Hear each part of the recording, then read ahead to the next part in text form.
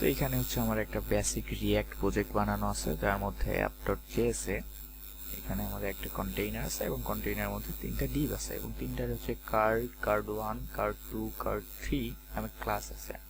তো এখানে আমাদের CSS টা লিংক আপ করা আছে। এই কন্টেইনারে একটা আছে ব্যাকগ্রাউন্ড কালার দিয়ে আছে, একটা প্যাডিং আছে pixel, max with 500 pixel, margin 2rem auto দিয়ে আছে, যেটা কিনা হচ্ছে এটা সেন্টারে নিয়ে আসবে। কার্ড প্যাডিং 2rem,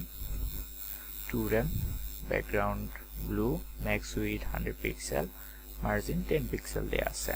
আচ্ছা, তো এখন আমরা অ্যাপটাকে রান করি। তো এটা করার জন্য টার্মিনাল ওপেন করতেছি, Ctrl+J একসঙ্গে চেপে ইয়ার্ন স্টার্ট।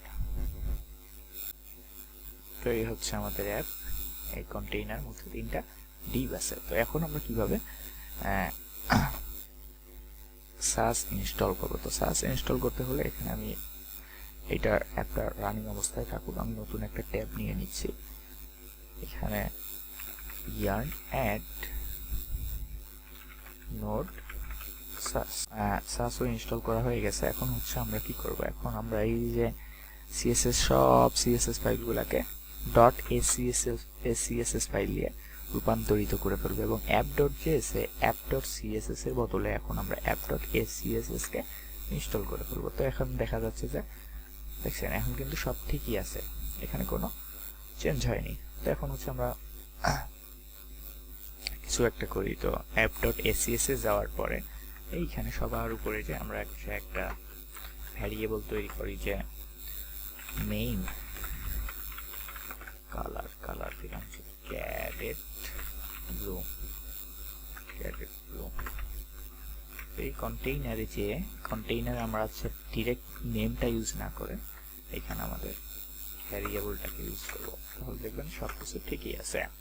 তো এখন এখানে একটা লুপ লিখি। তো আমরা এখানে চাবো যে প্রথমটা প্যাডিংটা একটু কম হবে, তারপরটা একটু বেশি হবে এবং তৃতীয়টি সবচাইতে বেশি প্যাডিং হবে। তো সেটা করার জন্য আমরা একটা ফর লুপ লিখব। তো ফর লুপ লিখতে হইলে ফর ভ্যারিয়েবল নাম দিচ্ছি I from start from 1। তো এখানে আমরা 2 দিতে পারি অথবা থ্রো এই কথাটা লিখতে পারি। 2 দিলে যদি আমরা 2 লিখি তাহলে হচ্ছে এখানে আমরা এন্ডে যে নাম্বারটা থাকবে সেটা হচ্ছে 1 থেকে শুরু করে এই পর্যন্ত যাবে, অর্থাৎ 5 দিলে 4 পর্যন্ত যাবে। কিন্তু আমরা যদি থ্রো লিখে দেই তাহলে হচ্ছে 1 থেকে শুরু করে 5 পর্যন্তই যাবে, আমরা সেটাই চাচ্ছি। তো এখানে আমরা হচ্ছে .p দিয়ে এখানে আমরা ডাইনামিকলি লিখবো, যে জিনিসটা আছে সেই জিনিসটা আমরা হচ্ছে ডাইনামিক ভাবে লিখবো। যে এখানে যেমন থাকে যখন 1 হবে তখন p-1 হবে, তারপর যখন 2 হবে তখন হবে 2 p-2। আমরা এইভাবে জিনিসটা লেখার জন্য এখানে হ্যাশ সাইন দেওয়ার পরে ওই ভ্যারিয়েবল নামটা দিয়ে দেব। তো এখন আমরা কি লিখবো? যে এখন লিখবো হচ্ছে padding I times 5 pixels। Okay, should work। তো এখন হচ্ছে আমরা এই কার্ডে যাব। কার্ডে যাওয়ার পরে এখানে আমরা লিখব p-1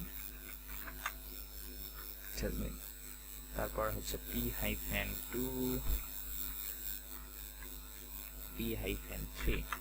তাহলে দেখতেছেন একটু করে কম বেশি হয়েছে। এখন যদি আমাদের আরেকটা কার্ড থাকে সেখানে আমরা p-4 দেই তাহলে এইটার প্যাডিংটা আরেকটু বেশি হবে। আর তো এইভাবে আমরা হচ্ছে জিনিসপত্রগুলো করতে পারি। তো এখন আরেকটা জিনিস দেখে যে আমাদের হচ্ছে এই যে কালারটা আছে এইটাকে আমরা কাট করার পর এখানে কিন্তু মেইন কালার নামে কোনো ভ্যারিয়েবল নাই। তো এখানে আমরা একটা লিখি আন্ডারস্কোর hers.scss। এখানে আমরা জিনিসটাকে পেস্ট করে দেই। এখানে দেওয়ার পর এখন যদি আমাদের তো এই মেইন এখানে মেইন কালার তো আসলে পাওয়া যাবে না, যখন আমরা সেভ দিয়ে দিই তাহলে দেখবেন যে এর হচ্ছে background colour main colour undefined variable. আচ্ছা, তাহলে এইখানে আমরা কি করতে পারি? Import hers। Okay, should work। দেখছেন? তো এইভাবে হচ্ছে আমরা রিঅ্যাক্টে সাস ইনস্টল করে ফেলতে পারি।